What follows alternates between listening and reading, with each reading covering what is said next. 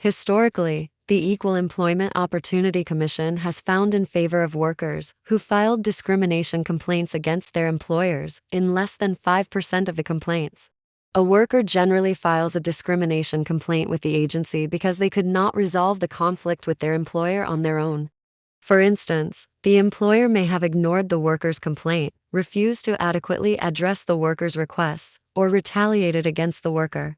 The worker may be a member of an underrepresented protected group who is complaining about discrimination or harassment based on their sex, race, national origin, color, religion, age, or disability. Worker gains leverage against employer. The employer usually pays attention when a worker files a discrimination complaint with the Equal Employment Opportunity Commission. The worker, by filing a complaint with the agency, gains the leverage of a federal agency that can conduct a lengthy and intrusive investigation and sue the employer for discrimination in federal court. This process can continue for years and create huge legal expenses for the employer. Furthermore, the process can damage a company's morale and culture. It can also encourage other workers to file discrimination complaints and create bad publicity for the employer. Mediation. Filing a timely discrimination complaint with the Equal Employment Opportunity Commission is generally a mandatory prerequisite to filing a discrimination complaint in federal court. Furthermore, once a worker files a complaint, the agency can offer a worker and the employee mediation in the HOPO. For workers, reaching a settlement may be the best option because it is relatively quick and does not cost anything. For employers, reaching a settlement may be far more desirable than an intrusive investigation by the Equal Employment Opportunity Commission and the huge legal expenses associated with defending against a complaint. A settlement is achieved when opposing parties mutually agree to resolve an ongoing conflict. While achieving a settlement involves compromise, the worker's goal is usually to be placed in the same position they would have been in had the discrimination not occurred.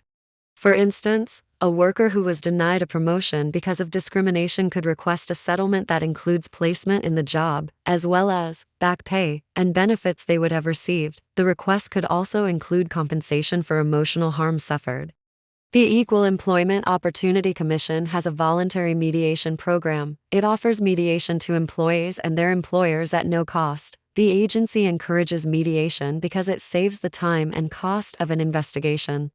The mediation program has a very high success rate in achieving settlements. Mediation is particularly effective when the employee is only seeking non-monetary damages and/or monetary damages of a relatively low dollar amount. Mediation is usually available after an employee files a discrimination complaint. Early in the process, the agency offers mediation to both the employee and their employer. Both parties must mutually agree to participate in mediation.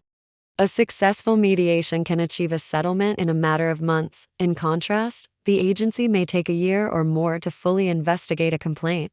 The Equal Employment Opportunity Commission provides a trained mediator who will assist the parties in reaching a negotiated settlement. The mediator does not decide who is right or wrong. An employee is not required to be represented by an attorney, but should be well prepared and knowledgeable about the negotiation process. Seeking the advice of an experienced employment lawyer is a good idea. The employee should have a clear idea of what type of damages they are seeking, such as monetary and non-monetary damages. Monetary damages. 1. Back pay. 2. Front pay. 3. Compensatory damages. 4. Punitive damages. Non-monetary damages.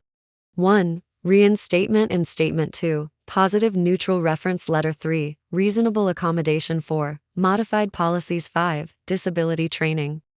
The employee's allegations should violate federal discrimination laws and fall within the Equal Employment Opportunity Commission's jurisdiction. These allegations of discrimination or harassment should fall within the following protected categories. 1. Race. 2. Sex. 3. National origin. 4. Religion. 5. Age. 6. Disability. Furthermore, an employee should have documents and other types of evidence that support their allegations of discrimination or harassment. 1. A copy of their personnel file. 2. Employee handbook. 3. A journal. 4. Job performance evaluations. 5. Emails, texts, etc. 6. Medical records. 7. Pay stubs. 8. Demographics. 9. Prior lawsuits against the company.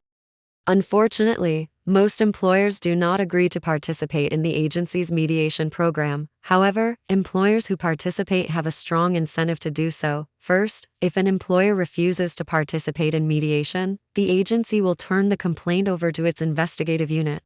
Most employers want to avoid the time, risk, and legal expenses associated with an investigation. Furthermore, a failure to reach a settlement could ultimately result in the employee or the agency suing the employer in federal court. For an employee, reaching a settlement through mediation saves time and avoids stress. It also eliminates the risk that the agency will dismiss the employee's complaint, as it does with the majority of complaints filed.